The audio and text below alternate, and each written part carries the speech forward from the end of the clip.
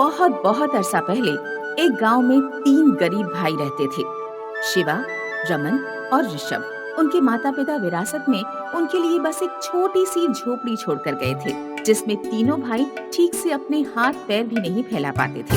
सोते समय उनमें लड़ाई होती। क्या तुम अपना पैर संभाल कर नहीं रख सकते? ये बार बार मेरे मुंह पर लग रहा है। अरे भाई, तुम जरा खर्राटे कम लो, तुम्हारे खर्राटों से हमारी नींद खराब हो रही है। तुम अपना सर मुझसे दूर रखो, तुम्हारे सर के जुएं मेरी नाक में घुस रहे हैं। तीनों भाई रोजाना की इस तरह की लड़ाइयों से थक चुके थे। एक दिन शिवा ने बाकी दोनों से कहा, इस तरह लड़ने से कुछ नहीं होगा। हमें अपनी गरीबी दूर करनी होगी। केवल धन ही हमारी सारी समस्याओं का एकमात्र इलाज है। ठीक कहा, लेकिन हमें क्या करना चाहिए? हम कल सुबह धन की तलाश में निकलेंगे और अपने गांव तभी वापस लौटेंगे जब हमारे पास पर्याप्त धन हो जाएगा। हाँ ठीक है, तुम दोनों धन की तलाश में चले जाओ, थोड़ा धन मेरे लिए भी ले आना। नहीं ऋषभ, तुम्हें भी हमारे साथ चलना होगा। अगले दिन तीनों भाई दृढ़ निश्चय करके धन की खोज में निकल पड़े। काफी देर चलने के बाद उन्हें एक युवा सन्यासी मिला, जिसके चेहरे पर राजाओं जैसी चमक थी। अरे भाइयों, तुम इस निर्जन प्रदेश में ऐसे क्यों भटक रहे हो? तुम किस चीज की तलाश में हो? हम धन की तलाश में हैं। हमारे माता पिता हमारे लिए विरासत में कुछ भी छोड़कर नहीं गए।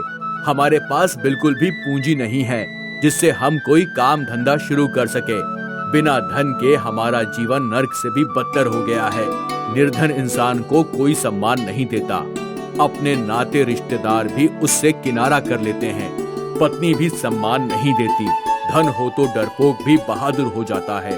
बदसूरत भी सुंदर कहलाता है। क्या आप हमें धन का मार्ग बता सकते हैं?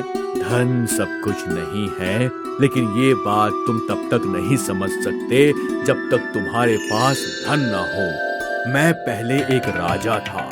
मैंने अपना धन अलग अलग जगहों पर गाड़ दिया है। मैं तुम्हें धन का मार्ग बताता हूँ, जहाँ से तुम्हें काम शुरू करने के लिए कुछ पूंजी मिल जाएगी। सन्यासी ने तीनों भाइयों को एक एक चम्मच और एक एक नींबू दिया। अपनी अपनी चम्मच को अपने मुंह से पकड़ लो और चम्मच में नींबू रख लो। उसके बाद तुम्हें सीधे पूर्व दिशा की ओर जाना है। जहाँ भी तुम्हारे चम्मच से नींबू गिर जाए, वहाँ की मिट्टी खोदना। तुम्हें कुछ न कुछ जरूर मिलेगा। जो भी वस्तु तुम्हें मिलेगी वही तुम्हारी पूंजी होगी और उसी का इस्तेमाल करके तुम धन कमाना शुरू कर देना।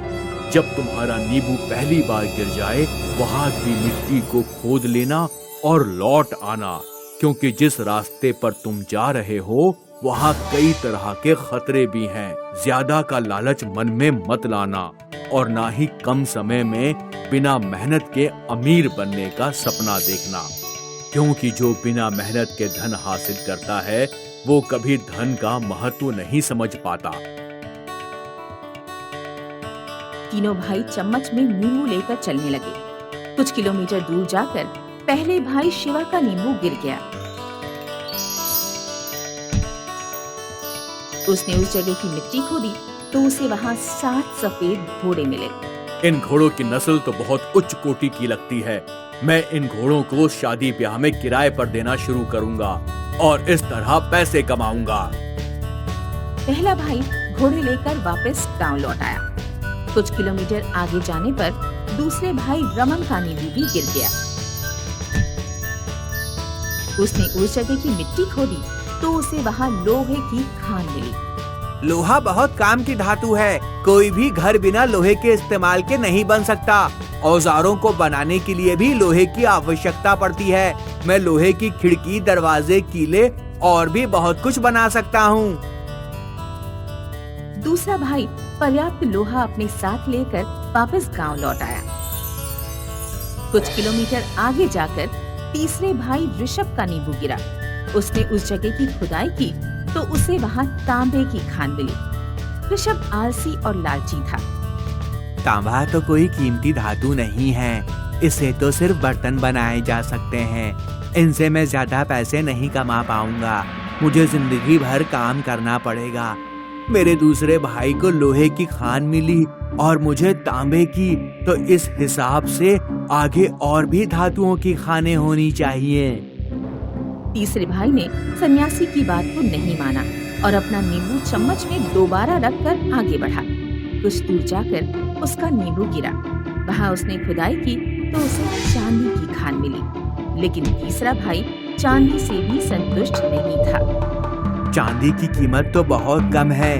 अगर मैं चांदी से धंधा शुरू करूंगा तो भी मुझे अमीर बनने में कई साल लग जाएंगे, इसीलिए मुझे आगे जाना चाहिए। उसने फिर से अपना नींबू चम्मच में रखा और फिर आगे बढ़ गया। कुछ दूर जाकर उसका नींबू गिरा। इस बार जब उसने खुदाई की तो उसे सोने की खान मिली, लेकिन वो वहाँ भी संतुष्ट नहीं हुआ। सोना तो बहुत कीमती धातु है, लेकिन हीरे और रत्न जितना नहीं। आगे जरूर हीरे की खान होनी चाहिए। अगर मुझे कुछ कीमती हीरे मिल जाए तो मैं उन्हें बेच दूंगा और जिंदगी भर कोई काम मुझे नहीं करना पड़ेगा। मैं ऐश की जिंदगी बिताऊंगा। तीसरे भाई ने लालच में आकर फिर से अपना नींबू चम्मच में रख लिया और आगे बढ़ गया।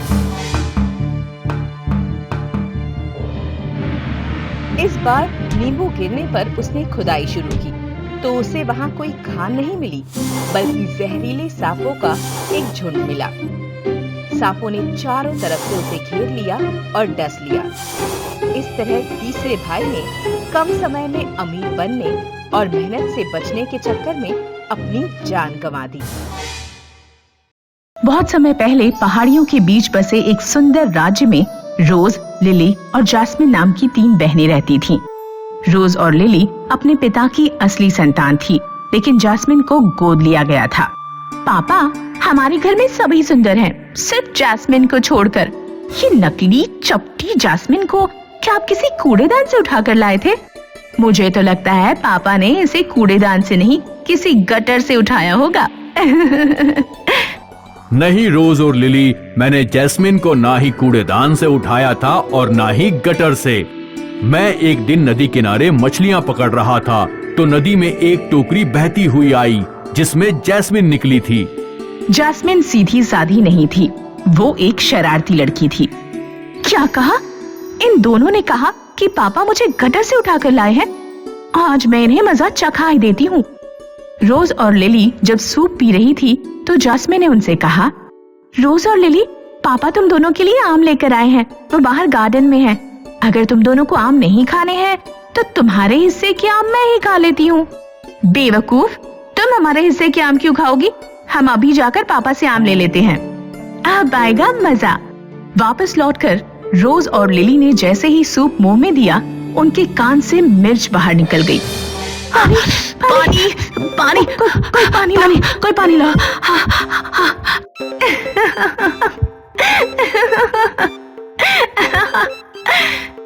रोज, लिली और जैस्मिन के पिता मिस्टर रॉजर अपनी तीनों बेटियों में जैस्मिन को सबसे ज्यादा पसंद करते थे, क्योंकि रोज और लिली आलसी थीं। वे दोनों सुबह देर तक सोती रहती और जैस्मिन सुबह जल्दी उठकर अपने पिताजी को चाय और नाश्ता बनाकर दे देती। फिर वो सारे घर की सफाई भी कर देती। रोज और लिली, तुम दोनों को भी जैस्मिन की तरह जल्दी उठना चाहिए। देर तक सोते रहना स्वास्थ्य के लिए अच्छा नहीं है। पापा तो हमेशा उस सड़ी हुई जैस्मिन की ही तारीफ करते रहते हैं। हमें किसी तरह पापा की नजरों में उस जैस्मिन को नीचे गिराना होगा। ठीक कहा, जब पापा जैस्मिन से नफरत करने लगेंगे तभी हम पापा का प्यार हासिल कर पाएंगे।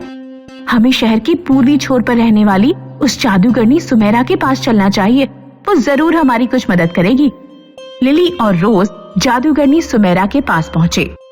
आओ लिली और रोज, मैं जानती हूँ तुम दोनों यहाँ क्यों आई हो। तुम अपनी बहन जैस्मिन से परेशान हो। तुम्हें हमारे नाम कैसे पता? और तुम कैसे जानती हो कि हम अपनी बहन से परेशान हैं? मैं अपने जादुई गोले में सब कुछ देख सकती हूँ। हमें कुछ ऐसा दो जिससे पापा की नजरों में जैस्मिन की अहमियत कम हो जाए। जादूगरनी ने रोज और लिली को 3 अंगूठियां दी। काली अंगूठी जैस्मिन को पहना देना और दोनों सफेद अंगूठियां तुम दोनों पहन लो।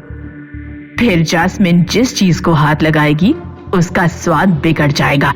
तुम्हारी सफेद अंगूठियां ठीक उल्टा काम करेंगी। इन्हें पहनकर तुम जिस भी चीज को हाथ लगाओगी उसमें स्वाद आ जाएगा। जादूगरनी सुमेरा की नीयत अच्छी नहीं थी। उसने लिली और रोज को वो अंगूठियां किसी उद्देश्य से दी थीं। मेरी अंगूठियों से ये तीनों लड़कियां धीरे धीरे मेरे बस में आ जाएंगी। फिर मैं इनके पिता से वो जादुई हीरा हासिल करके रहूंगी जो उसने कहीं छिपा कर रखा हुआ है। रोज और लिली अंगूठियां लेकर घर गईं और उन्होंने जैस्मिन से कहा, जैस्मिन, पापा हम तीनों के लिए अंगूठियां लेकर आए हैं। ये काली वाली तुम्हारे लिए है। ये तो बहुत सुंदर है। जैस्मिन ने अंगूठी अपनी उंगली में पहन ली। अगले दिन जब जैस्मिन ने अपने पापा को चाय दी तो उन्होंने चाय पीते ही उल्टी कर दी। जैस्मिन, चाय इतनी कड़वी क्यों है? तुमने क्या डाला है चाय में? माफ करें पापा, पर मैंने तो चाय रोजाना की तरह ही बनाई है। जैस्मिन के हाथों की चाय और खाना खाकर मिस्टर रॉजर की तबीयत बिगड़ गई और ऐसा रोजाना होने लगा। जैस्मिन, कल से मैं तुम्हारे हाथ का खाना नहीं खाऊंगा। रोज और लिली, तुम दोनों में से कोई मेरे लिए खाना बना देना। जब पिताजी ने जैस्मिन के हाथों का खाना खाने से मना किया तो रोज और लिली को बहुत खुशी हुई। गटर वाली जैस्मिन, पिताजी तुमसे नफरत करते हैं। तुम्हारा इस घर में कोई महत्व नहीं। तुम कुएं में जाओ और मर जाओ। रात में रोज, लिली और जैस्मिन अचानक नींद में उठ जाते हैं और पूरे घर में जादुई हीरा ढूंढने लगते हैं। ढूंढो ढूंढो, लिली, रोज, जैस्मिन, हीरे को ढूंढ निकालो। जैस्मिन जब सुबह सोकर उठती तो घर का सारा सामान फैला हुआ होता। घर का सामान फैला क्यों हुआ है? रात में भला कोई क्या ढूंढता है?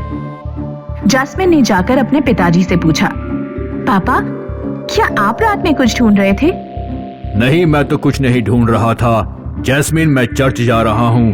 क्या तुम मेरे लिए गार्डन से कुछ फूल ले आओगी? जैस्मिन ने जब मिस्टर रॉजर को फूल दिखाए तो रॉजर की नजर जैस्मिन की अंगूठी पर गई। तुम्हारी अंगूठी तो बहुत सुंदर है। ये तुम्हें किसने दी थी? ये अंगूठी तो आपने ही दी थी पापा। आप रोज और लिली के लिए व्हाइट और मेरे लिए ब्लैक अंगूठी लाए थे। मैं किसी के लिए कोई अंगूठी नहीं लाया था। लिली और रोज, यहाँ आओ। तुम्हें ये अंगूठियाँ किसने दी थी? ये अंगूठियाँ? हाँ, वो ये अंगूठियाँ हम मेले से लाए थे। तुम दोनों झूठ क्यों बोल रही हो? तुमने मुझसे कहा था कि ये अंगूठियाँ तुम्हें पापा ने दी हैं। सच सच बताओ रोज और लिली। आखिरकार लिली और रोज को सारी सच्चाई बतानी पड़ी। हमें माफ कर दीजिए पापा, हम जैस्मिन को आपकी नजरों में गिराना चाहते थे, इसलिए हम जादूगरनी सुमेरा के पास गए और ये अंगूठियां लेकर आए। रोज, लिली, जैस्मिन उंगलियों से जादुई अंगूठियां निकालने की कोशिश करने लगी, पर वे अंगूठियां नहीं निकल पाई क्योंकि वे उनकी उंगलियों में चिपक गई थी। पापा, ये अंगूठियां तो निकल ही नहीं रही हैं। ये साधारण अंगूठियां नहीं हैं। इन अंगूठियों के माध्यम से जादूगरनी ने तुम तीनों को अपने वश में कर लिया है। वो तुम तीनों से जादुई हीरा ढूंढवाना चाहती है, इसलिए ही रात में घर का सारा सामान इधर उधर हो जाता है। जादुई हीरा?